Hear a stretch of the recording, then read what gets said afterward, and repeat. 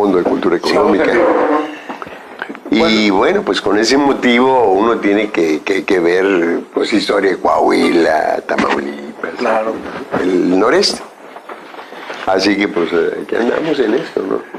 Así es, y pues eres un personaje muy destacado, incluso a nivel nacional. Estamos al aire, mi carnal José Guadalupe Robledo. Jorge Arturo está, mi hermano. Hoy tenemos a nuestro querido amigo y además admirado maestro por nosotros, por muchas gentes de nosotros, Abraham Nuncio Limón. Pues, ¿qué se puede decir? Él ha sido un montón de cosas desde el punto de vista... A él en Monterrey lo considero un intelectual. Eso, digo, me eché la revista esa de quincena que te dedicaron en tu 75 aniversario. Entonces, bueno, pues cuando yo veo estas cosas, bueno, más de 15 libros, has escrito muchos periódicos, revistas, bla, bla, bla. Fundador de la Jornada. Entonces, nosotros pusimos para invitar a nuestros compañeros, izquierda, que eras además periodista, escritor, académico, intelectual, maestro de periodismo, periodista de joven. Y lo bueno es que participas aquí en Saltillo. Lo bueno es que sigo circulando. ¿Sí? ¿Qué bueno? Porque 50 años, como quiera, se dicen rápido, sí, pero no se cuentan tanto, porque la historia de nuestro país a veces nos deja llegar al lugar que como que es un lugar donde la noticia y la opinión pues han logrado un espacio que celebro que ustedes tengan, porque es necesario que la independencia también transcurra a través de los medios y los medios contemporáneos, sí, que son los que van cobrando también mayor dimensión en la propia idea de, sobre todo, los jóvenes, ¿no?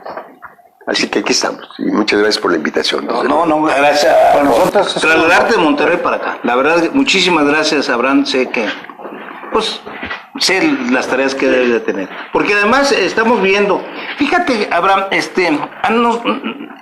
muy poco tiempo estar con un personaje como tú, una hora. Por eso nos gustaría que nos platicaras primero tu participación, porque hace días, Kiko Cepeda, sí, presentó un libro. Ya. Y donde rescata, y bueno, Vanguardia, que lo entrevista, rescata sobre ti. Algunos lo pasajes. Que él dice que te tuvieron, cosas de eso. El Zócalo, sí, también rescata ese episodio. Ese episodio del libro de Kiko Cepeda. Qué entonces, bien, bueno, oye, ese libro pues lo voy a tratar de conseguir. Entonces, es interesante. Entonces, y si no lo consigues, yo me comprometo a mandar. No, pues te lo agradezco mucho. Seguramente lo voy a ver ahora. Kiko, sí, ahí va a estar.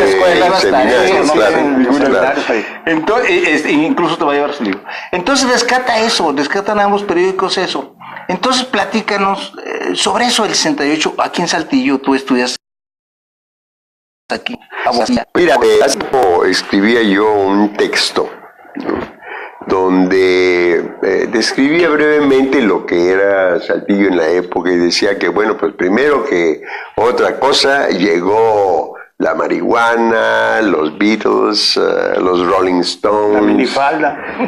Quizá la minifalda empezaba a aparecer, aunque no tan ampliadamente como lo fue después, sí, de aquel festival de Avándaro, ¿no?, que yo me permití hacer la crónica.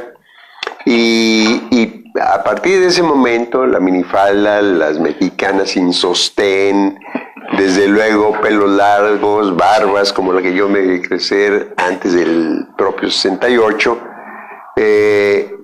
eran una cultura que desde luego resultaba incómoda, por lo menos, para las generaciones de arriba. Entonces algunos de mis maestros, ¿no?, me decían, oye, no, pero es que tú te ves muy mal con barbas y con ese pelo.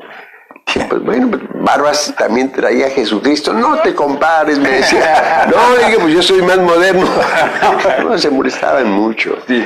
Un rector en algún momento me dijo detrás de esas barbas debe haber algo. Le dije, pues yo lo único que sé es que hay cara, maestro, y pues eso es todo. Pero bueno, en torno al 68, digamos que cabe distinguir pues dos aspectos fundamentales desde mi punto de vista. Por una parte, el de carácter histórico, por otra parte, pues el de carácter biográfico, en la medida en que pues yo me vi involucrado en el episodio que culminó con la masacre en la Plaza de las Tres Culturas, el 2 de octubre, ¿no? Una fecha realmente fatídica, terrible para muchos de quienes resultaron víctimas, ¿no? De un ataque artero, ¿no? Verdaderamente vil, que había tenido su antecedente ya en el asalto a la ciudad universitaria, ¿no? Cuando entró el ejército. Entonces, justamente cuando hace su presencia ruda, violatoria de la Constitución, el ejército en la universidad, se empiezan a movilizar los estudiantes de provincia. No tanto aquí en Saltillo, porque pues en Saltillo a los únicos que veíamos movilizarse durante algún momento era a los estudiantes del Antonio Narro en su desfile chusco, que le llamaban.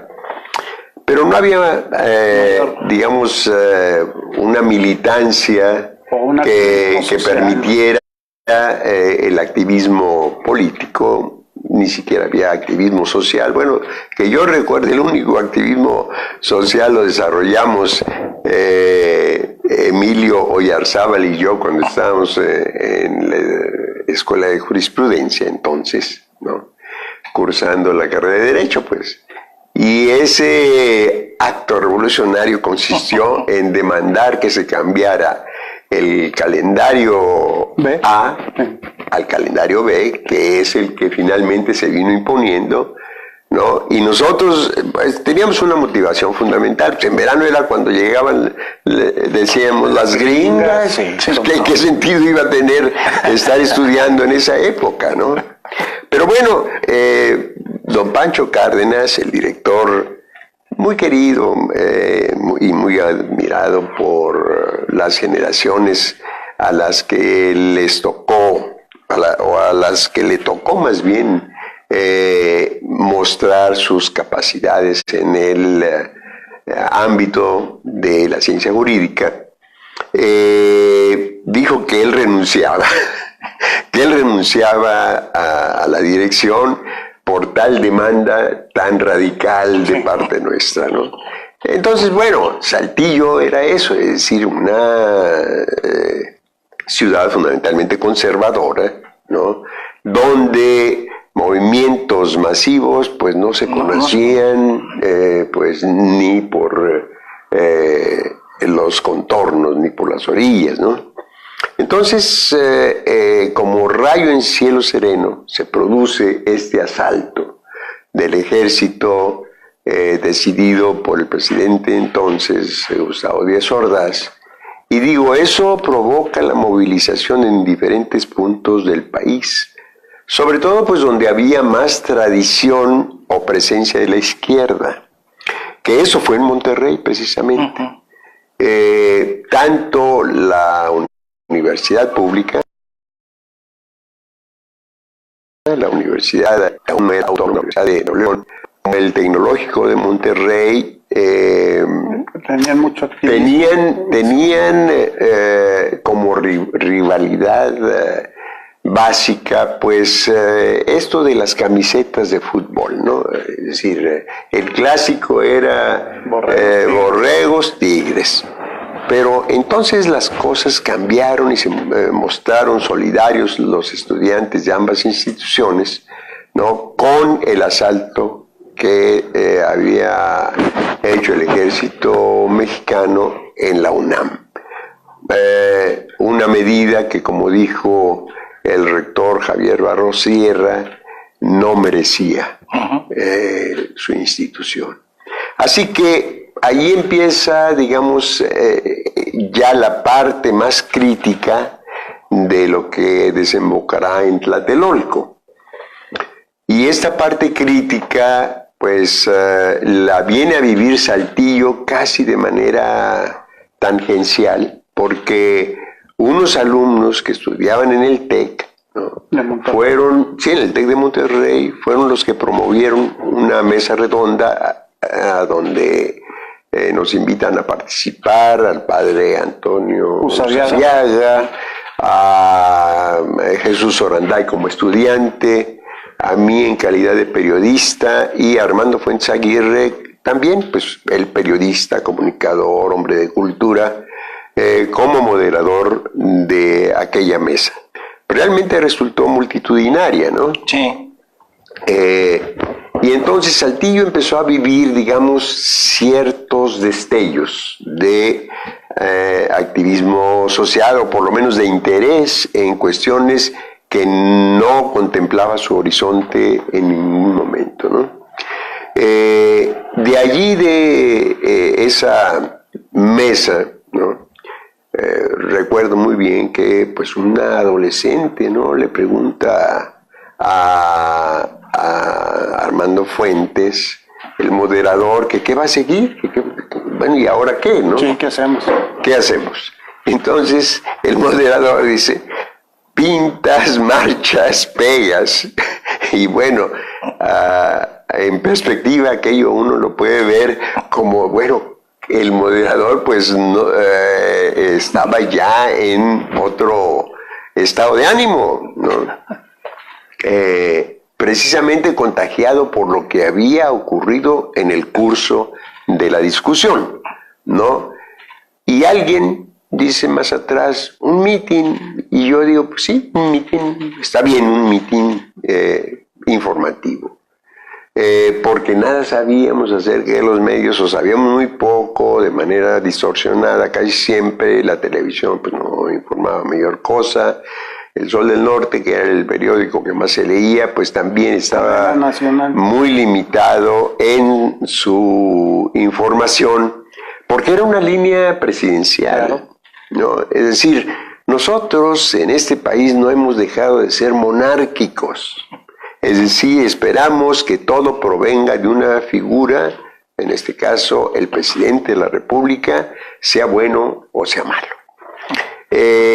Y en ese momento el presidente tomó en sus manos, ¿no?, Díaz Ordaz, la responsabilidad, la grave responsabilidad de enfrentar los hechos como regularmente el Estado mexicano los había venido enfrentando cuando se trataba de demandas de carácter popular. Es decir, antes de que hubiera tenido lugar este triste episodio, ¿no?, pues habían sido reprimidos todos los movimientos que presentaban determinadas demandas, diversas, pero de alguna manera demandas de trabajadores, ¿no? Entonces, los ferrocarrileros, los electricistas, los maestros, los telegrafistas, los médicos, es decir, todo un conjunto de gremios había presentado sus demandas, había desarrollado un movimiento para poderlas hacer efectivas, y el Estado simplemente se negó, y no solo eso, es decir, se negó a escucharlas, se negó a procesarlas, se negó a negociarlas. No, los enfrentó con violencia, reprimió todos aquellos movimientos. Encarceló a varios, se murieron algunos. Eso se produjo pues entre finales de los 50 y principios de los años 60. Ya en los años 60, que empieza a hacer crisis el modelo del llamado desarrollo estabilizador, ¿no?, se presentan otros episodios violentos, ¿no?, donde la inconformidad está presente, y de pronto quienes enarbolan las banderas de determinadas reivindicaciones toman las armas. Sí. En Morelos, Rubén Jaramillo, bueno, lo masacran a él, a su esposa, familia, sí. Sus hijos. que está embarazada, sus hijos. Luego será el movimiento de los hermanos Gamis, maestros en Chihuahua, que intentan, pues de manera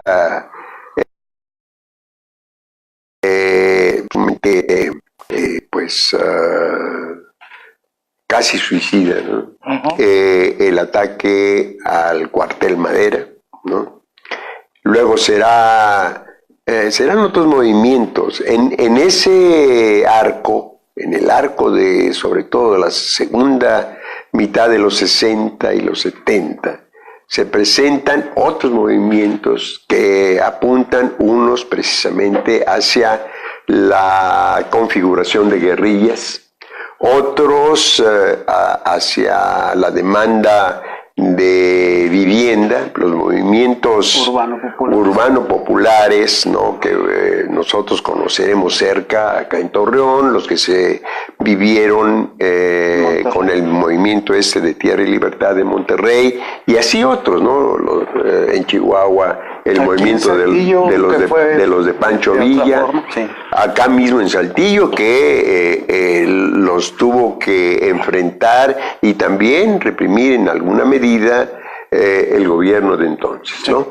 Así que es una época en donde, por una parte, movimientos de jóvenes en Occidente, pero también en Oriente, había ya fermentos de inconformidad con una autoridad que se imponía de manera vertical, haciendo uso de un autoritarismo extremo, ¿no?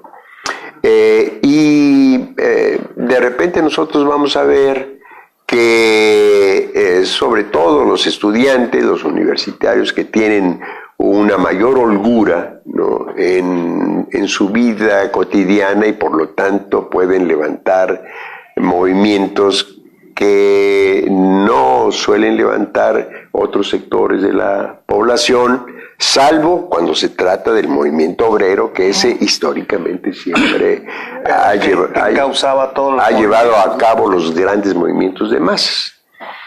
Pero en esta ocasión nosotros veíamos pues a los estudiantes alemanes, ¿no? Dirigidos por Rudi Dutschke, a los estudiantes franceses dirigidos por el rojo que le llamaban Daniel Cohn-Bendit. Vemos a Jan Palach, que se enfrenta y se autoinmola a los tanques del Pacto de Varsovia. Fundamentalmente pues eran los tanques soviéticos. Todo esto va mostrando, como digo, una actitud contestataria, ¿no? Y de crítica hacia todo aquello que significaba verticalidad y autoritarismo, ¿no?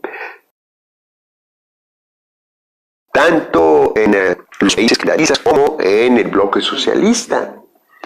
De tal manera que eso irradia a América. Nosotros vamos a ver a los estudiantes de Berkeley, sobre todo de la Universidad de California, de la Universidad, bueno, allí dirigidos por Mario Savio, entre otros de sus líderes, los estudiantes de Colombia, etcétera. Nosotros no podíamos, aquellos que sobre todo estábamos informados, y no precisamente por los medios tradicionales, sino por aquellas revistas, ¿no? En donde llegábamos pues sobre todo en la peluquería, que era nuestra hemeroteca, desgraciadamente ya desaparecida por ciertos usos o inducciones que ahora conocemos con el nombre de estéticas. Sí. Esto ya no existe, es decir, había una formación política, ¿no? En ese pequeño espacio de ocio libre, o bueno, finalmente que tenía que ver con nuestro arreglo personal, ¿no? Ahí tú veías pues desde el Life en español, ¿no? Pero sus fotografías eran fantásticas. Exacto. Allí es donde yo por primera vez me enteré de la Revolución Cubana, de la que todos fuimos recipiendarios. Es decir, todos los jóvenes en alguna medida fuimos recipiendarios. ¿Por qué? Porque la conducta heroica, digamos, de los 12, como se denominó al núcleo básico de la guerrilla, y que fue el que ascendió a Sierra Maestra y desde allá logró derrocar a la dictadura de Batista, ¿no? Nos invitaba a pensar el mundo de otra manera. Yo tenía entonces un programa radiofónico que se llamaba De Boca en Boca aquí en Saltillo y en la XCSJ. Ajá, ok. Entonces allí el director Jorge Schubert, Jorge Ruiz Schubert, ¿no? Pues era un hombre abierto, ¿no? Porque finalmente el programa que yo tenía seguía de alguna manera las líneas de la columna que yo escribía todos los días, pues, en el Heraldo de Saltillo, y que eran, pues, de recoger situaciones y comentarlas desde un punto de vista crítico. Recuerdo muy bien, desde luego, el momento en el que yo voy a referirme acerca de la muerte de Che Guevara, ¿no? Uh-huh. Y lo hice, pues, compungido, esa es la verdad. Para nosotros, Che Guevara, pues, era un gran símbolo. Luego, cuando estuve más tarde, un par de años más tarde, después del 68 en Europa, pues lo que me llamaba la atención era a ver universitarios o en general jóvenes, ¿no? Pues vestidos de Che Guevara, ¿no? O tratando de imitar la figura de Che Guevara, la figura militar, ¿no? La boina, en fin, todo esto, ¿no? Y hasta el habano, que él con los demás revolucionarios solía fumar. Así que nosotros estuvimos expuestos a varias influencias, ¿no? Una, la cultural, que venía y se desarrolló en varios países de Europa, no tanto de la Europa socialista como de la Europa capitalista, en Estados Unidos, ¿no? Y desde luego había ese caldo de cultivo cultural, pero eso no quiere decir que nosotros hayamos incurrido en una imitación extralógica, ¿no? Sino que aquí había antecedentes, aquí había problemas reales que los jóvenes enfrentaban, como digo, en su extremo con las armas en la mano. Sí. De otra manera, pues en la crítica, en el periodismo, ¿no? Sobre todo el periodismo de opinión, aún el periodismo de investigación estaba en pañales, en ciernes, pues. Y de esa manera nosotros podíamos retroalimentarnos, ¿no? De opiniones donde la realidad que nos ofrecían pues era muy distinta a la que nosotros vivíamos aquí en Saltillo, ¿no?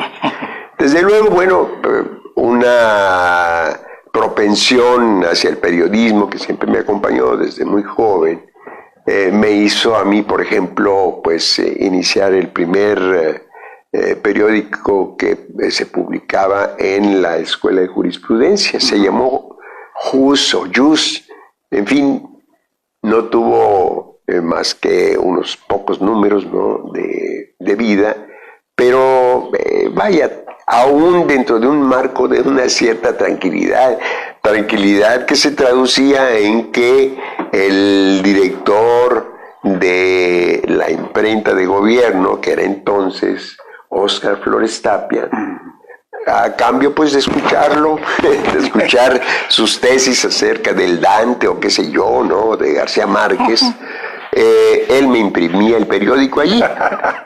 Así que, pues, son las, ahora que pudiéramos llamar contradicciones, no lo eran tanto. Finalmente se trataba de algo que un hombre procedente del pueblo, porque lo era, ¿no? Sin duda, Óscar Flores, ¿verdad? Pues era sensible, ¿no? Era un hombre finalmente que logró un nivel de cultura que no se ve ya frecuentemente entre los gobernadores, en ese tipo de cargos públicos, ¿no? Y él era pues un hombre abierto en ese sentido, y desde luego, bueno, pues había un buen rango de comunicación, diría yo, pues de amistad, en lo que cabía que hubiese de amistad entre un estudiante y un hombre pues que ya estaba... un estudiante de izquierda. Bueno, un estudiante que no era de izquierda, no. Pues no, pude haberlo sido de una izquierda silvestre, ¿no? Es decir, yo no tenía militancia en ningún partido, porque, vaya, yo me vine a enterar que aquí había Partido Comunista justamente cuando me llevan a visitar forzadamente la sexta zona militar, ¿no? Y a convivir allí con los soldados, que eran los que también amablemente me atendían por la mañana, a mediodía y en la noche, ¿no? Y a darme las noticias del día, ¿no? No, güerito, me decía el hombre que me atendía, y que era el que se encargaba de repartir ahí ciertas vituallas dentro del cuartel.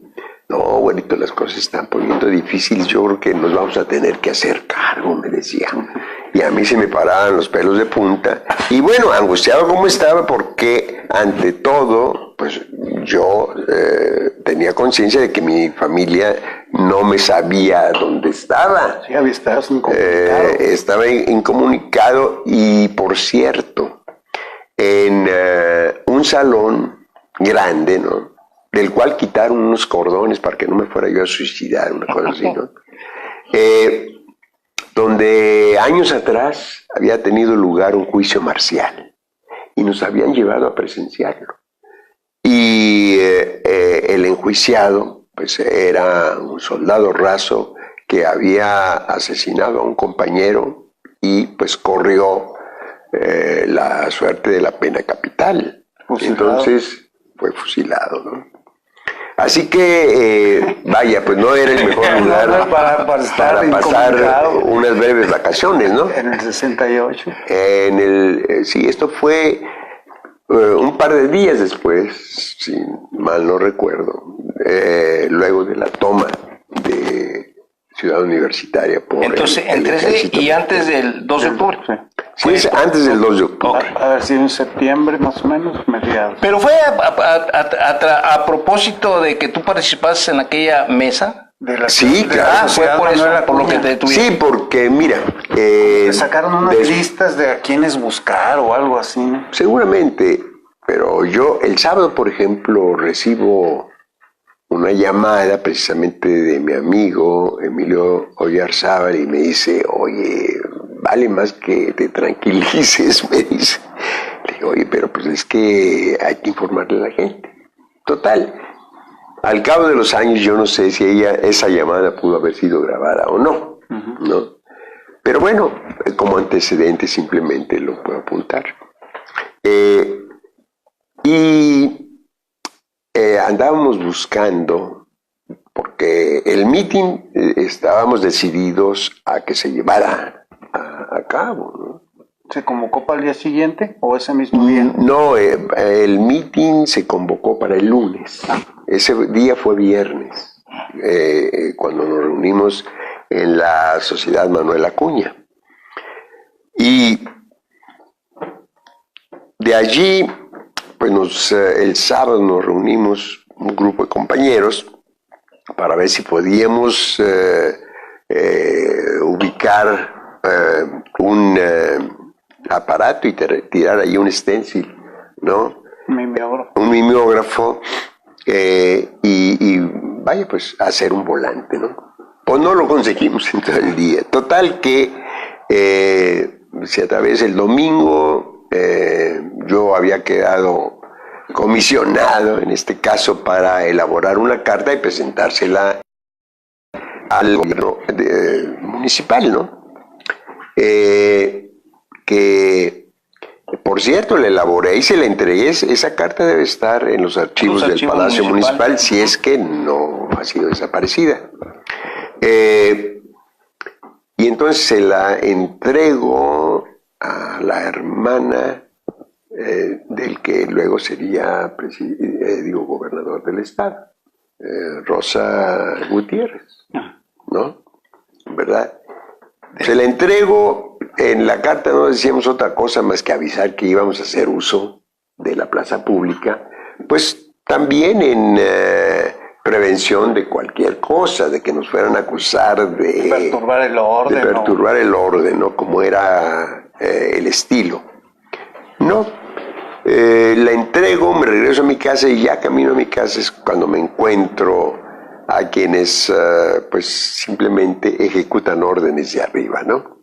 Era un hombre que me dice, tenemos órdenes de tratarlo como caballero.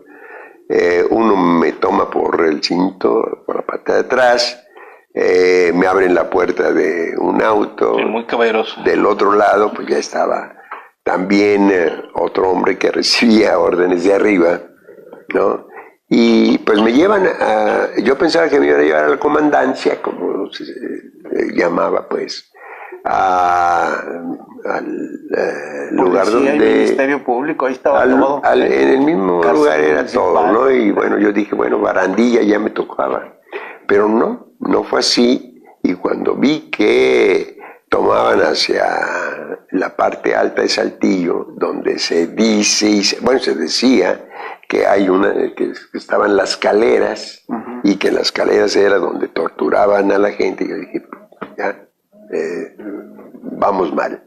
Sin embargo, bueno, pues no fue así, me dirigieron hacia la sexta zona militar, y bueno, pues yo decía, oye, pero si mi tío, que es general, y toma café con el general Antonio Romero, que era el comandante de la sexta zona militar, ¿cómo es que no le dijeron, oye, que me traían para acá? Ya me hubieran sacado.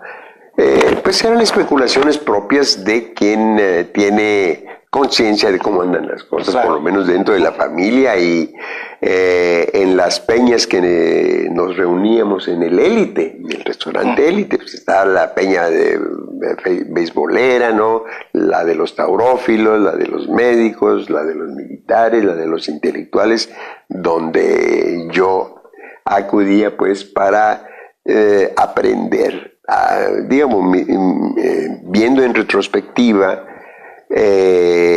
lo que yo pude luego ya convertir en lecturas y en práctica y en escritura, pues lo aprendí allí en buena medida, porque mis amigos eran un poco mayores que yo, un poco, pero pues realmente eran intelectuales, avesados. Bueno, pues ahí iba Catón, Javier Villarreal, Oranday, Jesús Oranday, o sea, gente que tenía ya una formación cultural, ¿no? Y no cualquiera realmente, ¿no? De tal forma que para mí aquello constituía un aprendizaje, ¿no? Placentero, por lo demás, ¿no? Y ahí me enteraba yo de chismes, ¿no? De cualquier índole que uno puede pensar, que son los que se circulan en las peñas, ¿no? Aparte de tratar los temas que interesan a sus integrantes. Así que yo decía, bueno, pues esto está muy extraño, ¿no? Sin embargo, ya profundizando en la reflexión, pues me hacía yo cargo de que se trataba pues justamente de un acto represivo. Yo estaba secuestrado, ¿no?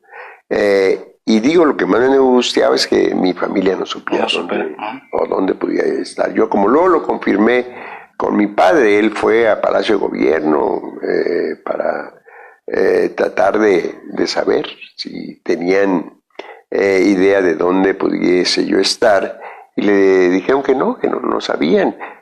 Que no había ninguna orden de no, nada. Ningún Vaya, papel en ningún lado. No había ningún antecedente que yo estuviera detenido, herido, no. Y para colmo de males, pues mi propio diario publica una nota donde se dice que yo fui visto por la carretera central pidiendo aventón rumbo a México. Bueno, no. Entonces, a partir de ese momento, digamos que el diarismo que yo practicaba con una columna diaria se suspendió, ¿no? Abruptamente, no solo aquí, también ya venía escaseando en el Porvenir de Monterrey.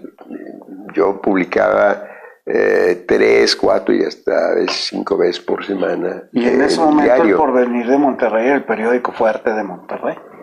Sí, desde luego. El Porvenir era pues el diario equivalente a lo que aquí constituye, no sé, el Sol del Norte, ¿no?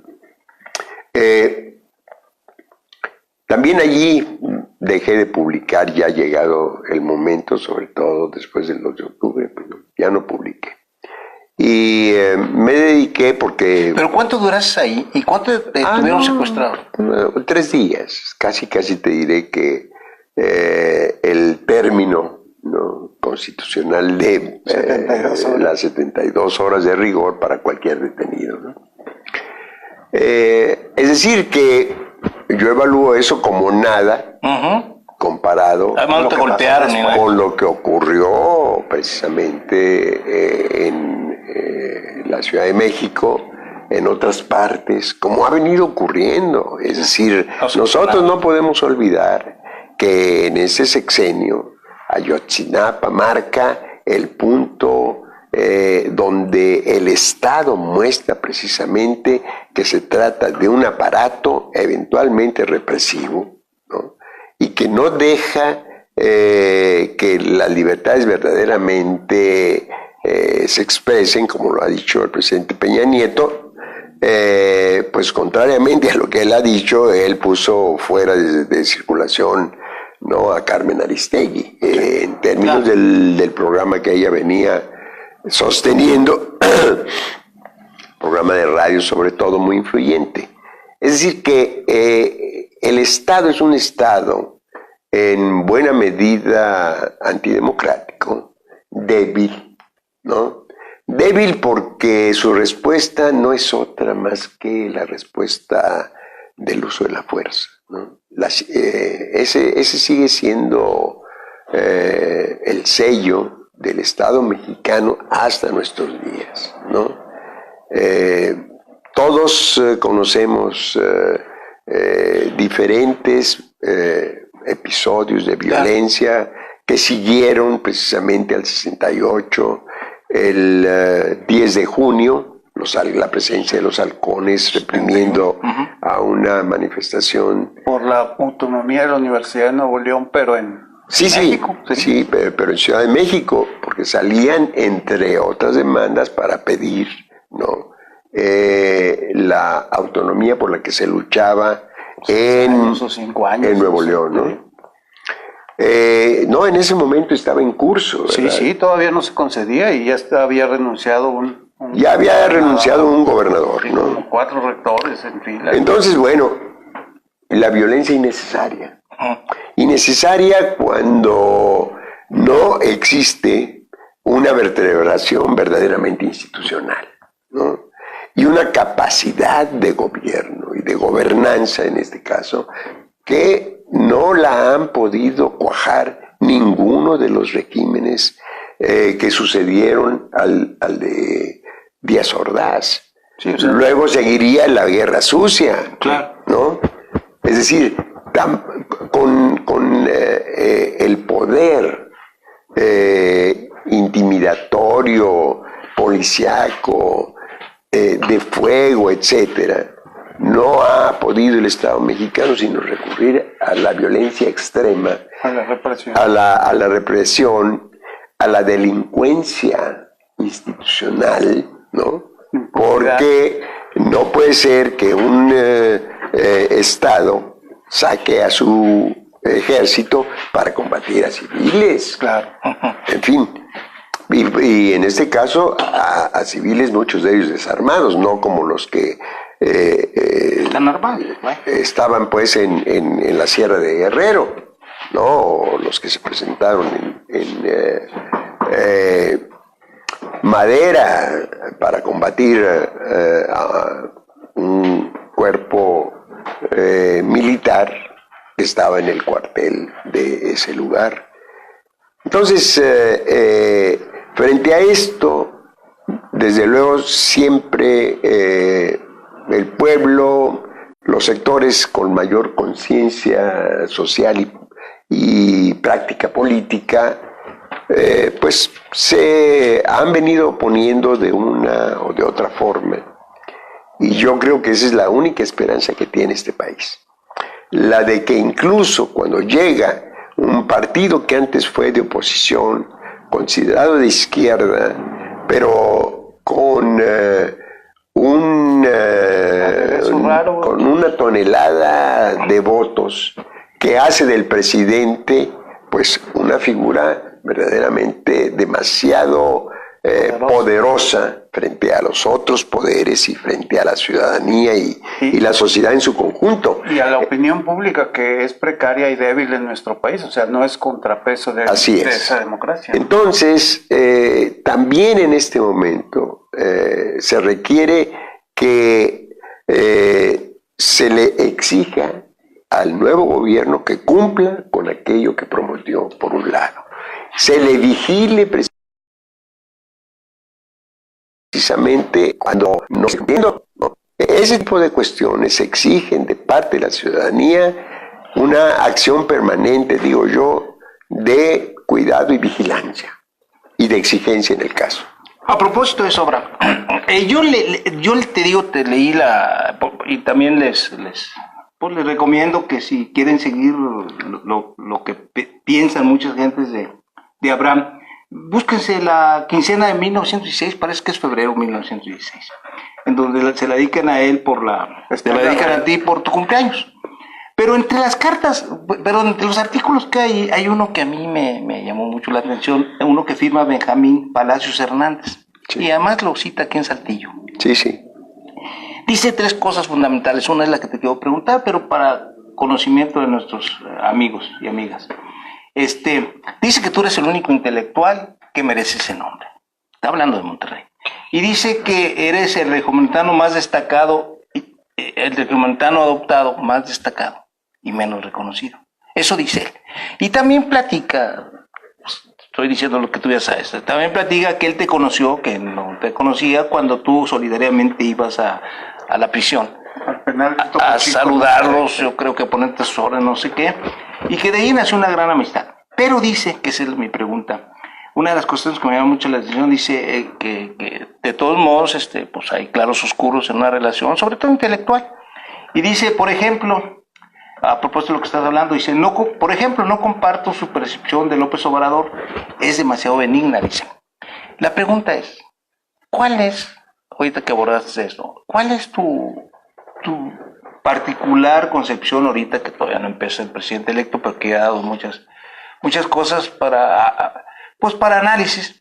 ¿Qué piensas? ¿De qué se está refiriendo Benjamín Palacios cuando dice que no está? Bueno, desde luego debo decir primero que se trata de una opinión sumamente elogiosa y que yo agradezco. Somos sí. Amigos, desde luego. Sí. Bueno, es la opinión generosa de un amigo.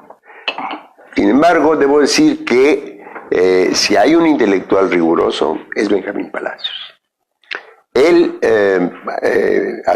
vive pues aquí en Saltillo desde hace un buen número de años, pero trabajando en cuestiones intelectuales de carácter histórico, porque él cuando sale del penal después de purgar una pena de 5 años, ¿no?, por intentar quitarle la pistola que nunca lo lograron a un policía, dime tú, ¿no?, por intentarlo, ¿no?, purga 5 años. Era de un grupo que se hacía llamar Los 7 de Topo Chico, el más joven de todos.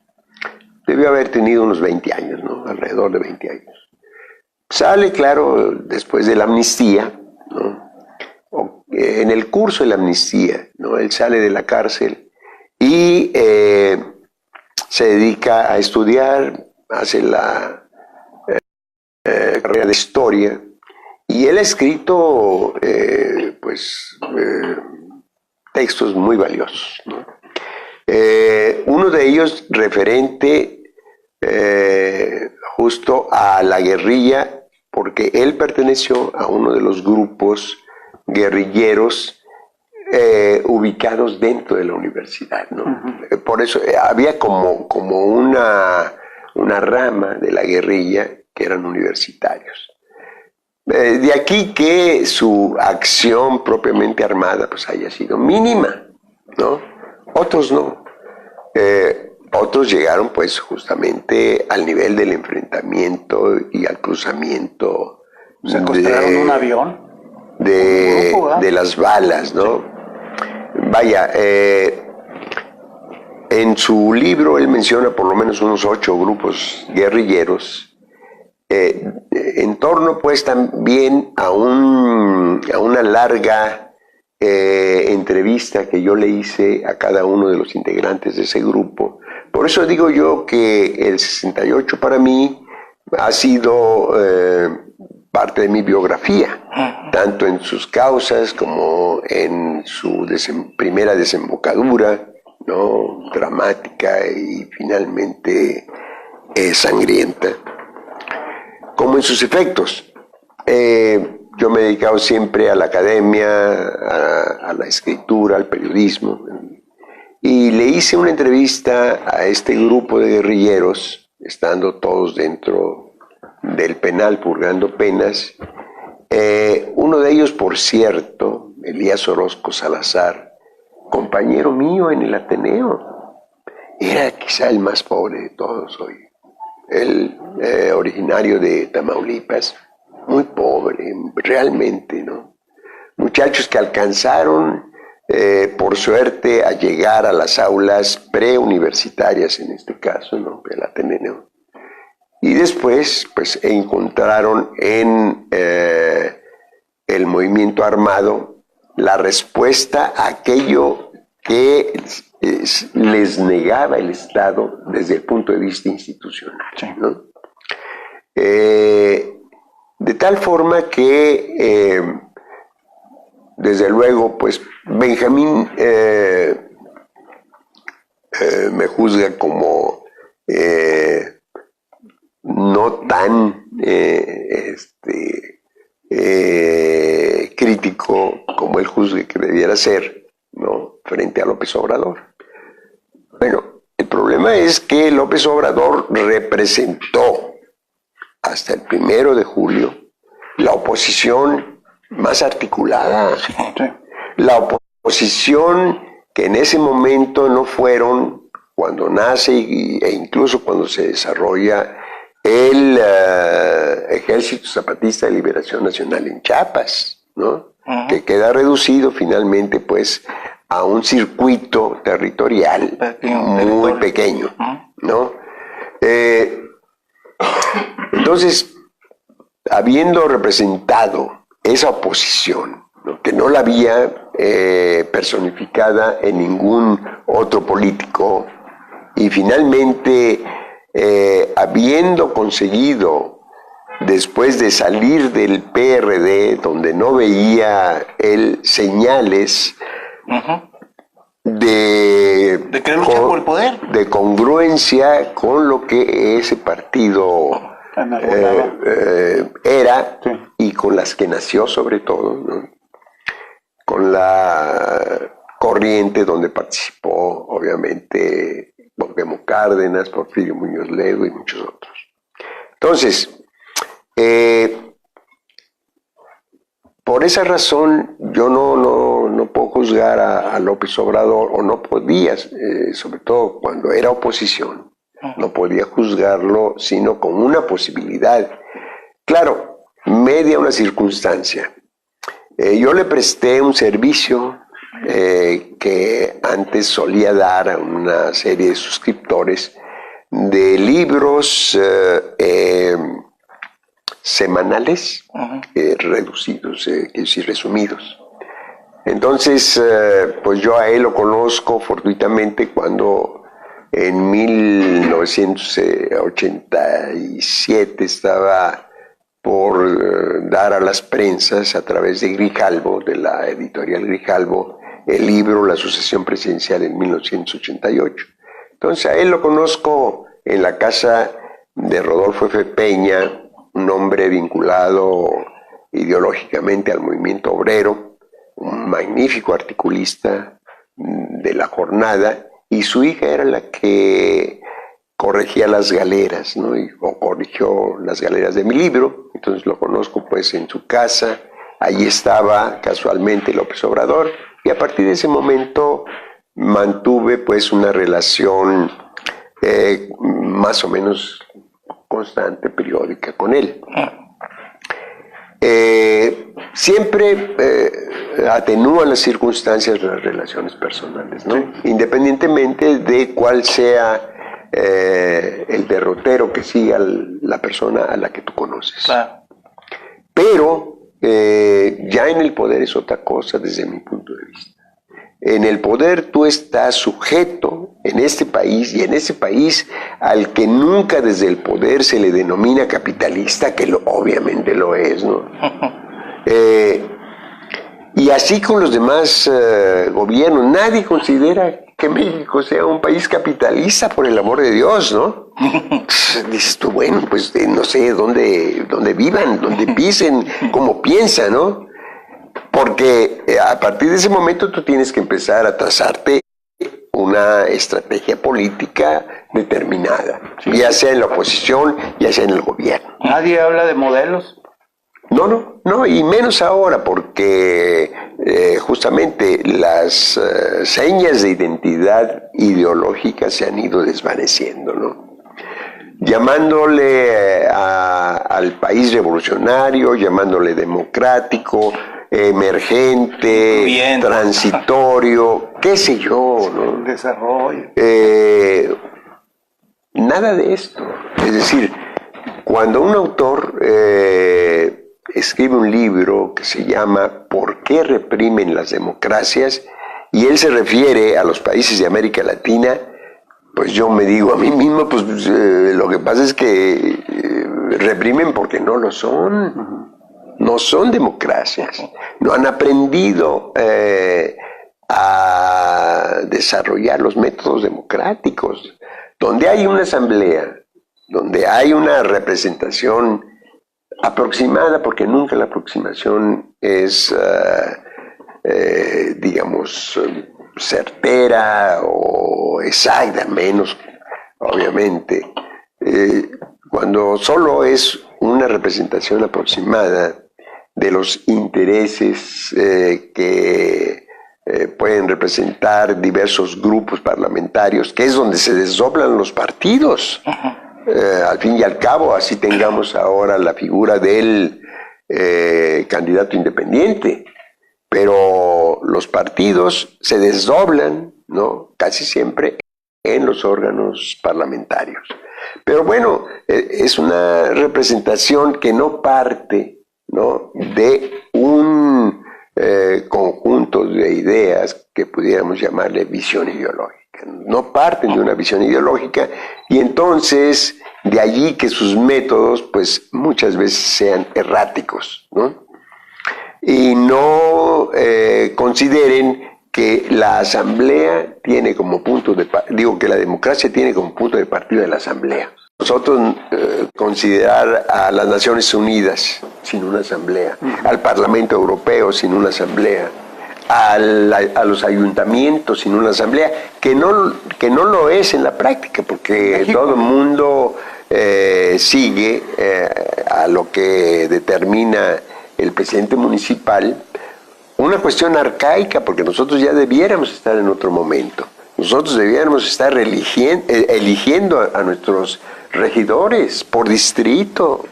Es decir, si ya se le considera, como ocurre desde hace años, desde la reforma al 115 constitucional, que fue en 1999, si ya se le considera, un orden de gobierno, pues debiera ser igual que el estatal y el federal, ¿no? Entonces yo digo, en ese sentido, pues acusamos un rezago muy evidente, pero muy evidente solamente para unos pocos, porque la mayoría siente que las cosas son como son y siempre han sido así y siempre lo serán. Así es, ¿no? que no hay remedio, que no hay forma de mejorarlas. De que no hay necesidad de ningún cambio, ¿no?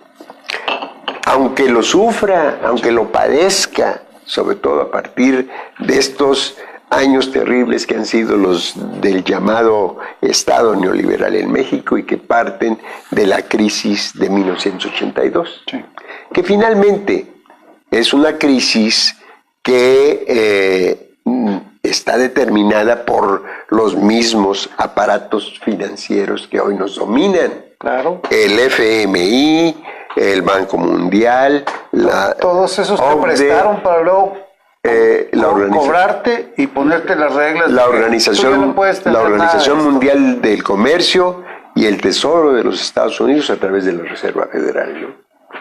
Así que todos estos órganos, como tú dices, ¿no? Simplemente todo lo que hacen es que determinan un alza del interés que tú estás pagando y ya te arruinaron. Sí. Con eso, y yo me temo que en el futuro, y quizá no muy lejano, puede haber una alza de esta naturaleza y con ello padecer nosotros una crisis semejante o peor. Porque la deuda externa ha seguido creciendo, aunque sorderamente, o sea, como que no nos damos conscientes. No nos damos cuenta porque la deuda externa se ha convertido en cierta medida en deuda interna, es decir, la deuda pública, ¿no? Pero un Estado del tamaño del nuestro que debe 10 billones de pesos, pues es una realidad que milita en contra de todas aquellas promesas de elevar el bienestar social, ¿no? Porque restringe, como ya lo vemos, pues, en las promesas de cambio del nuevo gobierno que se iniciará en diciembre de este año, restringiendo el gasto burocrático y haciendo de esta restricción pues un principio en contra de la corrupción, sobre todo, ¿no? En contra del exceso que ahora nos deja saber César Yáñez, el vocero de Andrés Manuel López Obrador, sí, que bueno, puede haber excepciones, ¿no? Pero no cambia nada. Entonces, al cabo fue antes de que empezara. Que al cabo sí estamos todavía en las vísperas, ¿no? Exacto. Y así por el estilo. Entonces yo te digo, para responder a tu pregunta, a ningún gobierno se le puede dar el oro y el moro, ¿no? Ni, como dice el dicho, ni todo el amor ni todo el dinero, ¿no? Siempre hay que tenerlo vigilado, a cualquier gobierno, así sea el gobierno presidido por un arcángel, ¿no? Sí, sí. Porque mira, esto en la práctica lo hemos visto.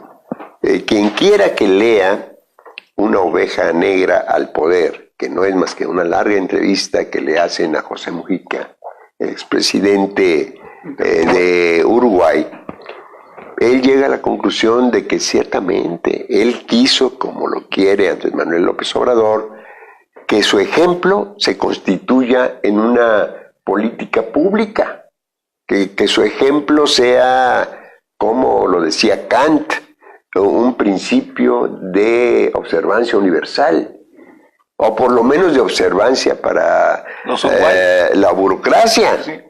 Y entonces Pepe Mujica dice: lamento decir que aunque lo intenté, no pude combatir la corrupción con mi solo ejemplo, porque yo hasta el momento vivo en una habitación modesta, yo me muevo en un auto pues también modesto, etcétera.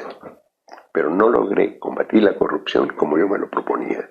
Es un juicio muy evidente de la experiencia que ha tenido uno de los presidentes sabios, de los poquísimos presidentes sabios que ha tenido este continente. Uh-huh. Este continente. Sí, muy respetado internacionalmente. Sí, bueno, no podía ser de otra manera, ¿no? Un hombre reconocido, con un gran prestigio moral. Pero el ejercicio de gobierno es otra cosa. Está atravesado por intereses que sobre todo los establece el capital. No se nos olvide, y el capital no está para no lucrar, al contrario, está para lucrar o no es capital, ¿no? Claro. Capital que no crece simplemente desaparece del marco de la competitividad, como hoy se le llama, sin tener en cuenta que México no es realmente un país competitivo. ¿Cómo compiten los países del exterior? Es decir, los países desarrollados, pues compiten con toda su población, mejores niveles de calidad de vida. Estado de bienestar, ¿sí? En cierta medida, porque obviamente a todos ha afectado el llamado neoliberalismo, ¿no? Es decir, como dice un autor, es el síntoma de Mateo. Dar a los pobres menos y a los que tienen darles más, quitándoselo a los pobres. Ese es el principio básico, ¿no?, del neoliberalismo.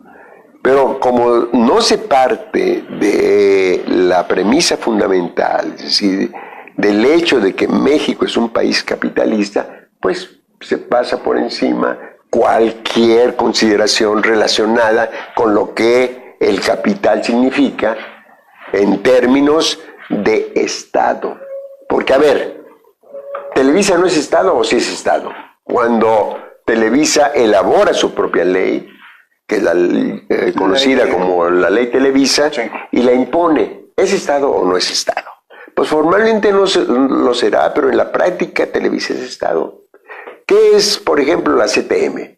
Cuando si se hiciera un análisis de cada uno de sus dirigentes, de los dirigentes sindicales en los estados, todos son empresarios. Y millonarios. Todos son empresarios. También los dirigentes campesinos. Y entonces, ¿qué? ¿Son Estado o no son Estado? Cuando se supone que es sociedad civil. Uh-huh. Pero la sociedad civil se la arrogaron casi en exclusiva a los empresarios. Dijeron, no, nosotros somos sociedad civil. Y entonces muchos de los órganos que hasta el momento operan con gran influencia en este país, pues son los presididos por los empresarios, ¿no? Aparte de los que tienen y que hacen sentir su influencia a cada momento, ¿no? Como el Consejo Coordinador Empresarial, el Consejo Mexicano de Hombres de Negocios, etcétera, la Coparmex, obviamente, que nace precisamente en ese año axial, como diría Octavio Paz del 68, que fue 1929. Es decir, cuando nace el PRI. Es cuando nace el PRI, pero nace también la Coparmex. Uh-huh. El sindicato de patrones. Tiene lugar una elección, se está terminando de negociar el final, pues, de la cristiada, ¿no? Uh-huh. Es decir, es un año cargado de significados políticos, sociales. Finalmente, pues esto va a registrar el crack económico de 1929, ¿no? Sí. Vaya, esto simplemente como un asterisco de lo que estamos analizando, ¿no? Pero, como digo, no hay gobierno al que no se le deba de vigilar, porque sobre todo en un país capitalista está sujeto a múltiples presiones y condicionamientos. ¿Por qué todo esa restricción en el gasto público? y sobre todo en el llamado gasto social, ¿no? Que es para atender necesidades de la población mayoritaria, porque tenemos que pagar la deuda, Sí. ¿no? Pero si quisieras verdaderamente poder elevar el nivel de vida de esa población mayoritaria, ¿qué se tenía que hacer? En principio, pues renegociar la deuda, ¿no? Pagar menos, obviamente, ¿no? Echar para atrás las reformas energética, educativa y laboral, sobre todo. Porque no es posible que en México sigan existiendo empresas que se dediquen, ¿no?, a contratar a cualquier tipo de gente para que desempeñe empleos, ¿no?, de baja monta, ¿no?, y que los hagan trabajar 12 horas diarias. Eso es muy regular. Y que los inscriban en el Seguro Social con salarios mínimos para que sí, les va claro. a costar en todo, su vida laboral. Entonces, hasta bueno, su afore. eso como uno de tantos rasgos injustos, ¿no?, de este estado que nosotros vivimos en México, ¿no? Es un estado injusto. Entonces, a ese enorme rango de injusticia, ¿cómo se le puede bajar, ¿no?, de nivel? Es muy difícil. Precisamente por eso requerimos exigirle al nuevo gobierno que debutará el 1 de diciembre que cumpla con lo que prometió mínimo. Es un minimorum, ¿no? Sí, Bien. no es un cambio, es... Pues no se trata de una revolución. Sí. Las revoluciones siempre han sido armadas en nuestro país, siempre lo han sido armadas en otros países, y solo por excepción, quizá, podría haber un cambio de régimen en condiciones pacíficas, ¿no? En cualquier país. Pero no lo hemos visto todavía. Eso todavía no lo conocemos, ¿no? Lo más cercano que conocemos es el Salvador Allende. Sí. Que llegó con votación, sí, Así y que es. después lo mataron ahí en la moneda. Así es. Es decir, que el Estado no tolera, ¿no?, ni siquiera sus propias formas de gobierno, ¿no?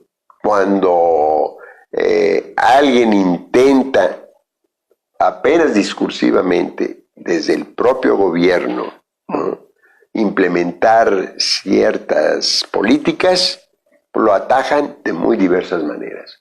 O bien, como ocurrió con Chávez, y por eso la reclamación de Chávez al rey Juan Carlos de España, ¿no?, que le llevó a gritarle, ya cállate, ¿no? ¿Por qué? Porque le estaba reclamando el golpe de Estado que se estaba tramando en Venezuela y que el propio gobierno español había apoyado.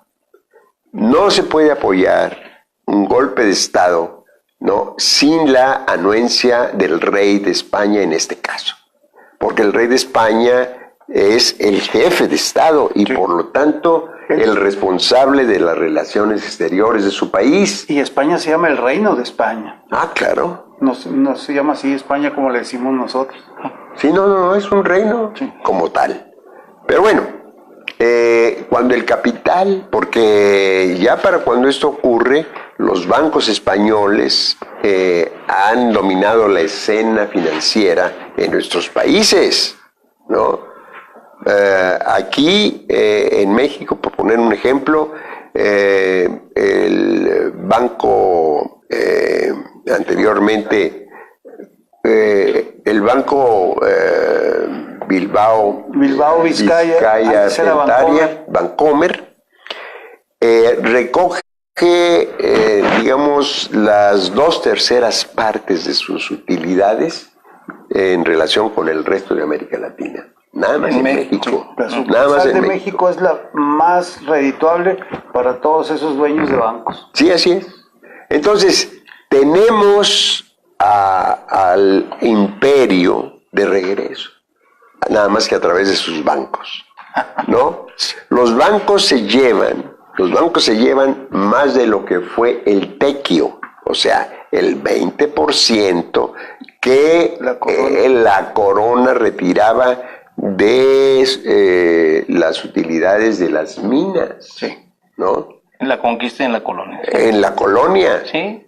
Entonces, ese dinero que todavía nos están debiendo, según Evo Morales, que les dijo, sí, nosotros les debemos ese dinero, cierto, nada más que ustedes nos deben este otro tanto. Una montaña de plata.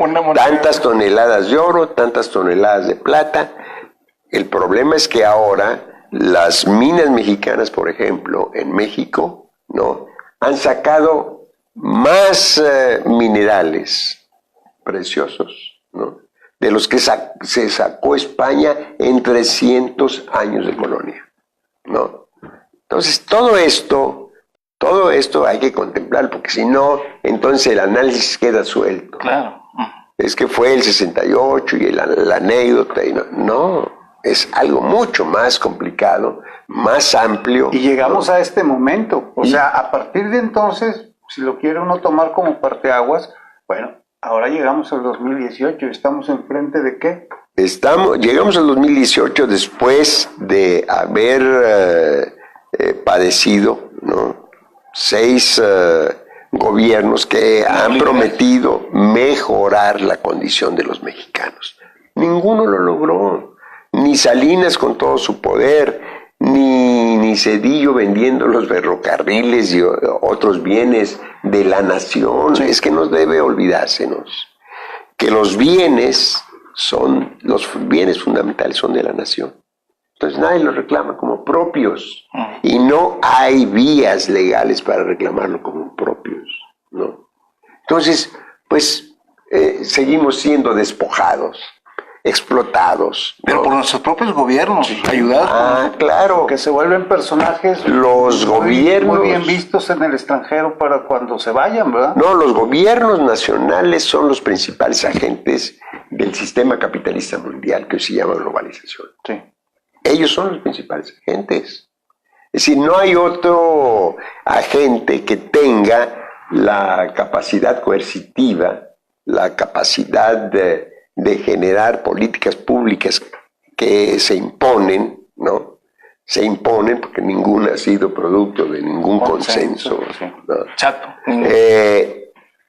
Y que tienen que ver con las directrices de estos organismos internacionales, ¿no?, que ya hemos mencionado aquí, del FMI, el Banco Mundial, etc. Entonces, bueno, pues, en esta situación llegamos a esta elección donde se promete una cuarta transformación. Bueno, no hay que dejar de darle el beneficio de la duda a un gobierno que todavía no empieza, aunque dé señales opuestas a aquellas que prometió durante la campaña. Hay que retrotraer esas señales, ¿no? Si es que verdaderamente este gobierno quiere cumplir aceptablemente, porque no va a poder cumplir con todo lo que prometió, pero aceptablemente, cuestión que debiera estar escrita en la ley para las campañas y lo que es el programa de gobierno de cada uno de los partidos políticos. Voy a cumplir en tal porcentaje y en tal otro. Eso debiera ser obligatorio, porque luego ni siquiera está en su promesa del ejercicio gubernamental aquello que luego llevan a cabo, como fueron los llamados retos de Salinas, que dentro de los cuales no está la contrarreforma agraria.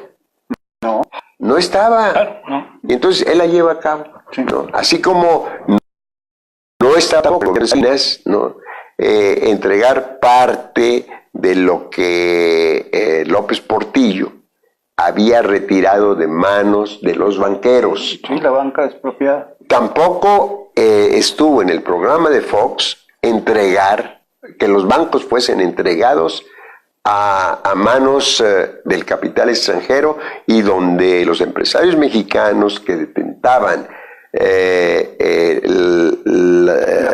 la concesión, ¿no?, pues prácticamente se convierten en coyotes frente al capital extranjero para venderle los bancos y baratitos, ¿no? Así como se han vendido las carreteras, así como se han vendido las concesiones mineras y las concesiones petroleras. El petróleo que va. Claro, claro. El agua, que ya se avisora que también será objeto de especulación financiera, ¿no?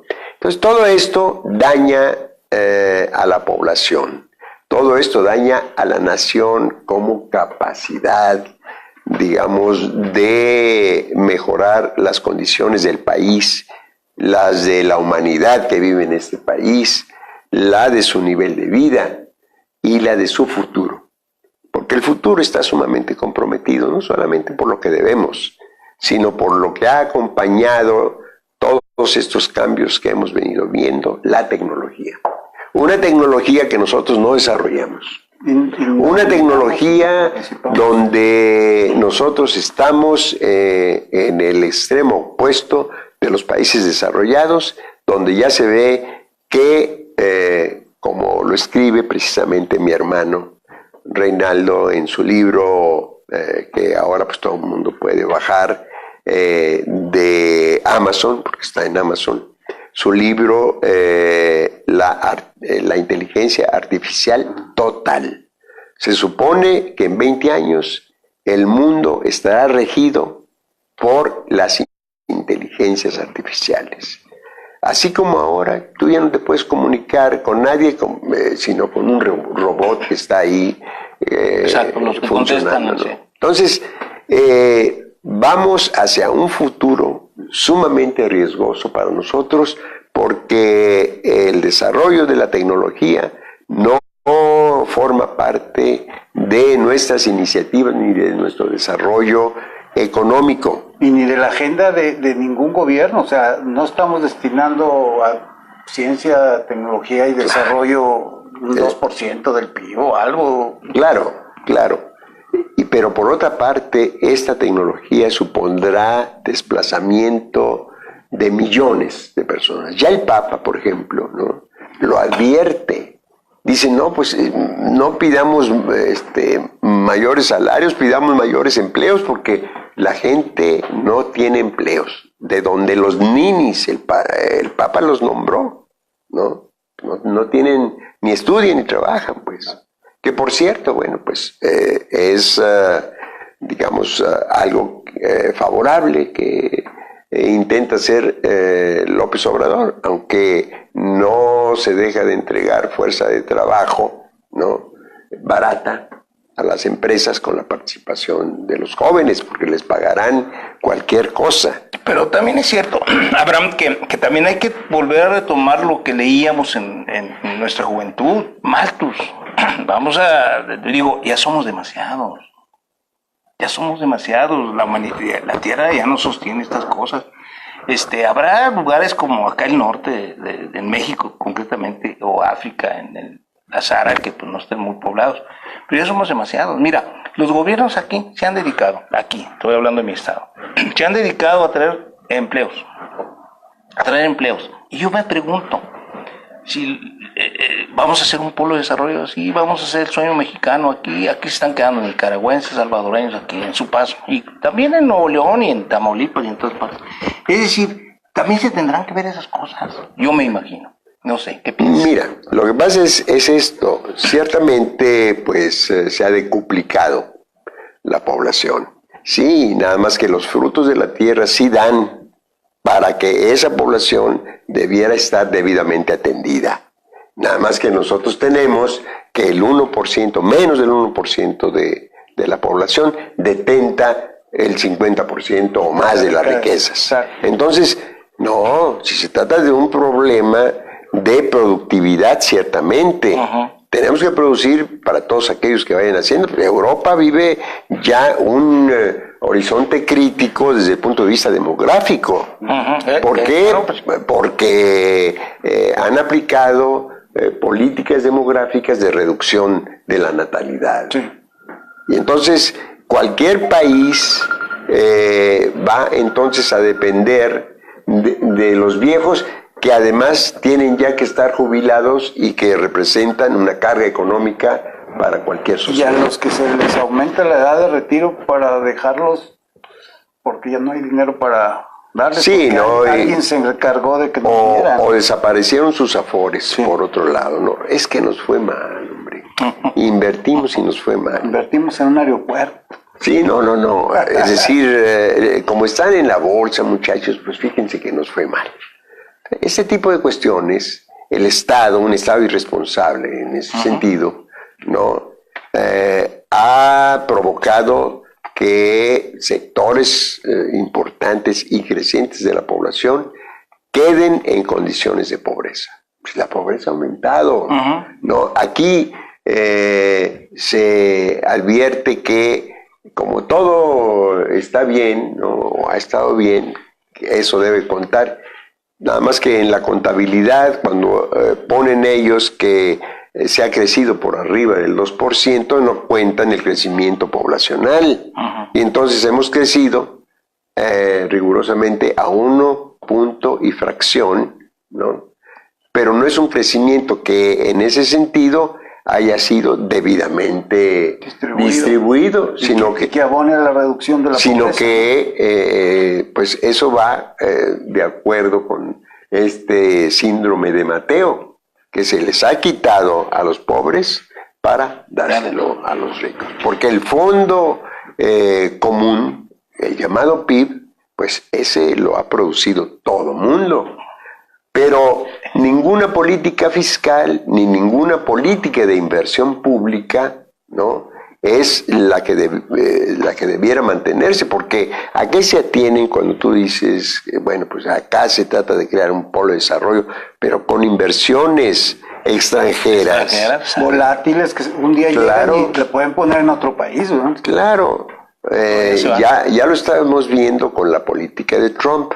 No, es que ustedes nos robaron nuestros empleos, así que los empleos se regresan. Y te renegocian, ¿no? sin... Claro, y además el nuevo TLC... Y te lo imponen, o sea...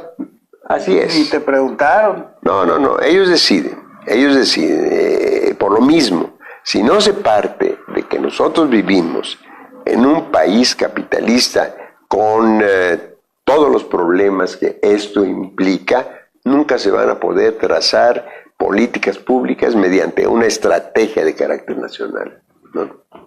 Abraham, esto se nos vino encima, ya nos pasamos y fue muy bueno porque la verdad es que tocaste las cuestiones torales que ahora sé por qué lo de tu intelectualidad. Yo te agradezco, nosotros te agradecemos el equipo, mucho que hayas venido, mucho. No, de la verdad manera.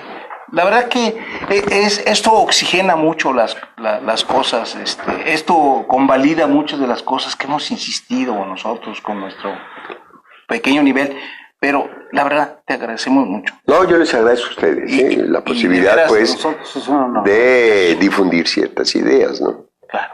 Es necesario insistir. Actualmente nuestro querido amigo es director del Centro de Estudios Parlamentarios de la Universidad Autónoma de Nuevo León. Es decir, aún sigues jalando en eso y jalando en lo otro. Sí, bueno, yo quisiera decir aquí cómo empieza el 68 en su fase ya crítica por el asalto a la autonomía universitaria.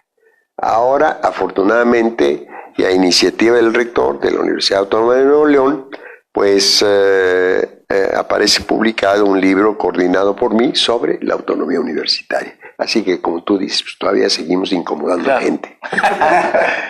Muchas gracias por habernos escuchado. Pues, fue un deleite platicar, sobre todo que pusiste el énfasis donde este es un país capitalista. Y si algún gobierno quiere hacer algo, tendrá que considerar eso.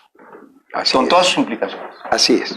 Agradecemos su atención y a quienes hacen posible este programa, Rafael Izquierdo, productor, y Félix Riojas Aguayo, director. Muchas gracias, Abraham. Pues muchas gracias a ustedes como equipo, ¿no? Sí. Realmente es una magnífica labor de difusión la que están haciendo. Gracias. Muchas gracias.